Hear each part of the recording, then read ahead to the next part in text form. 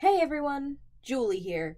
Welcome to the My Hero Academia timeline by yours truly, based on the previous theory video I made.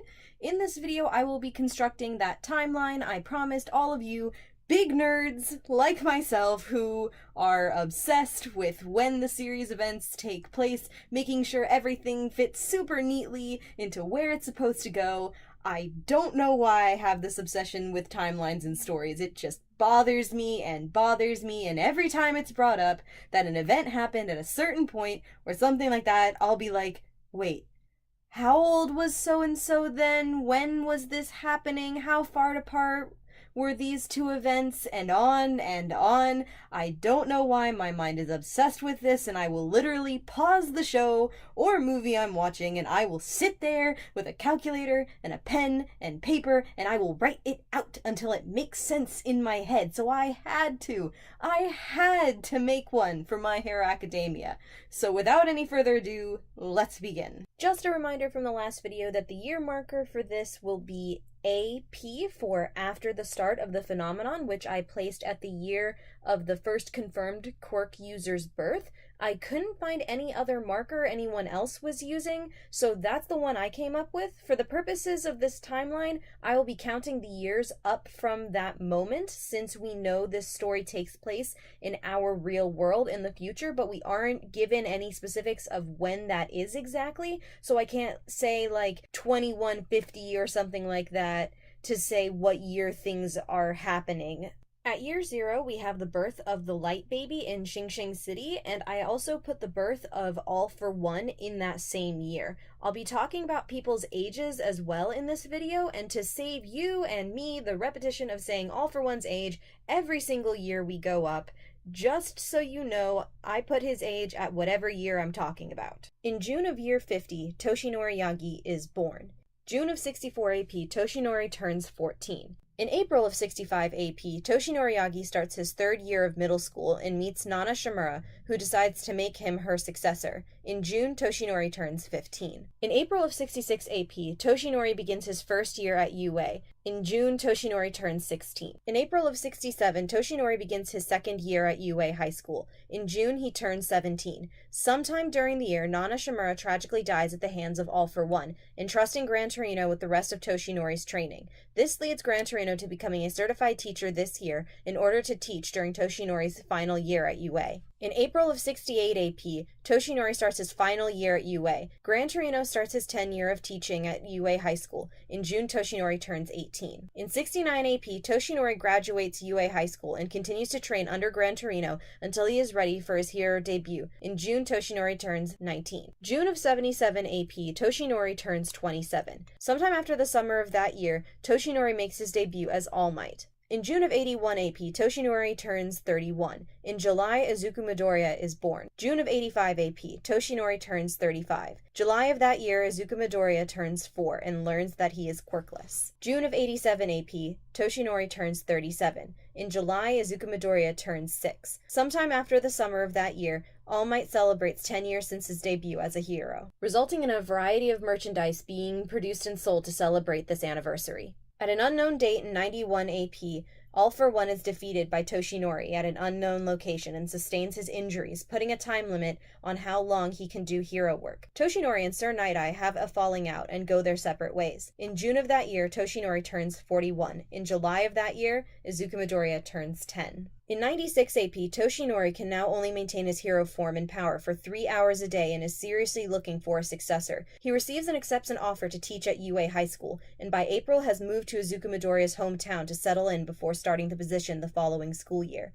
In April of that year, Izuku Midoriya starts his third year of middle school and meets Toshinori Yagi, who chooses to train him as his successor. In June of that year, Toshinori turns 46. In July, Izuku Midoriya turns 15. February of 97 AP, Izuku Midoriya finishes his cleanup at the beach and Toshinori Yagi passes the power of One for All to him. Izuku Midoriya takes the UA entrance exam and passes. Izuku Midoriya begins his first year at UA, and Toshinori begins teaching there as well. During his first week of class, the League of Villains attacks the USJ. The results of this fight lead to Toshinori's hero time limit shortening to under an hour. In June of that year, Toshinori turns 47, and summer break begins for UA. Class 1A and 1B goes to a training camp for the first week of summer, but before the week is out, the camp is attacked and Bakugo is captured. Several days later, All for One and Toshinori have their final battle. Toshinori wins the battle, but his true form is revealed to the world, and he loses all of the remaining power, barely able to keep his hero form for more than a moment. Toshinori retires as a hero, just shy of his 20-year anniversary mark, and dedicates himself fully to Izuku Midoriya's training.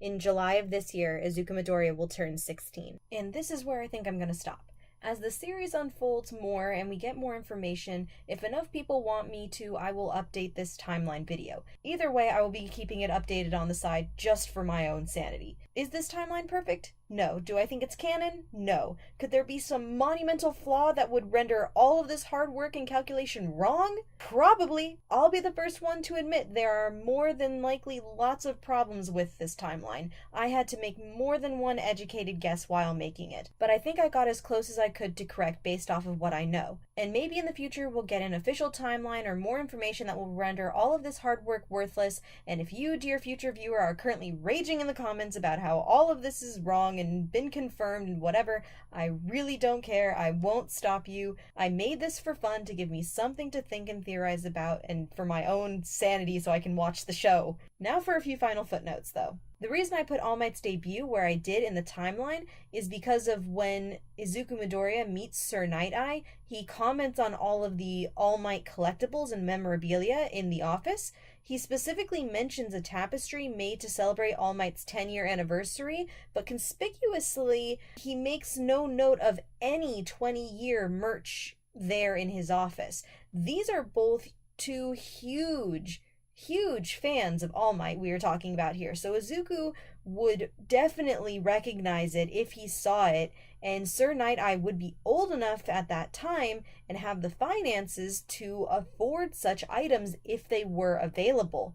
This is what led me to believe that All Might had not yet reached his 20-year anniversary by the time of his retirement. I think it's more tragic and poetic if he was close but just missed it by a matter of weeks or months, and that would explain why no merch was made for it and why Izuku had no way to lust after this stuff and Sir Night-Eye had no way of buying any of it. It just wasn't made because that milestone was not reached. It also makes things a bit sadder that it would be that much time due to the fact that if we go off of my previous video's theory, he was the #1 hero for almost a generation of people and now it's over. It's also symbolic that now he is passing it on to the generation that came after he stepped onto the scene, the generation that he inspired. Also, speaking of my last video, I want to clarify something All Might says. When he talks about how he is the 8th holder of One for All, and he speaks of the past users passing the power to the next generation, I don't think he means this literally, as in there haven't been 8 quirk generations from the time of the first holder of One for All. Reason I don't think this is the case is because of the fact that there is no way that he is 4 generations younger than Izuku Midoriya's mother, who was born in the 4th generation, and I think the generations he speaks of are more in a poetic nature, referring to the next generation of new heroes when the current holder is nearing either some end of their career or end of a milestone in their life where they are ready to pass it on to the next person who they pass it on to, or something similar. Again, I fully acknowledge I may be wrong about some or all of this. I'm not so arrogant in my belief about any of this that this is the end-all and be-all of how it works in the story. I did this solely for the fun of spending some of my headspace in this world, and if someone comes along with a better theory about all of this, I am all ears, ready to listen and change my opinion. All I wanted to do with this was theorize about a series I have come to really love and try and make sense of its mysteries. And if you think I'm wrong, tell me why in the comments. I'd love to hear what everyone else's theories are. Or if you think I'm right, either bits and pieces of it or all of it together. All I ask is when we come together as fans to talk about this thing we love is that we come in with open minds. Now I just want to thank everyone for watching this. I really hope you liked it. In all honesty, I made this channel just to talk about My Hero Academia because I love it. I'm not out to become a professional YouTuber or anything. Okay, I mean, if it did seriously take off, then maybe I'd think about it, but I doubt it will. That by no means that I'm just gonna let this channel die, of course. This series is just getting started, and I genuinely hope there will be many more years to spend with this series. And if you are enjoying what I'm making here and want to see more, don't fret. I literally have a growing list of like 20 topics I want to make videos about. I've never been a huge anime person. I'm not like an aficionado or anything. I've literally only finished like 2 anime series all the way through more than once. Make of that what you will. If you think my opinion isn't valid because I don't watch a huge amount of anime, I don't really care. I like this series, I have opinions and thoughts on it, and I want to share those opinions and thoughts, so here I am doing that. So anyways, yeah.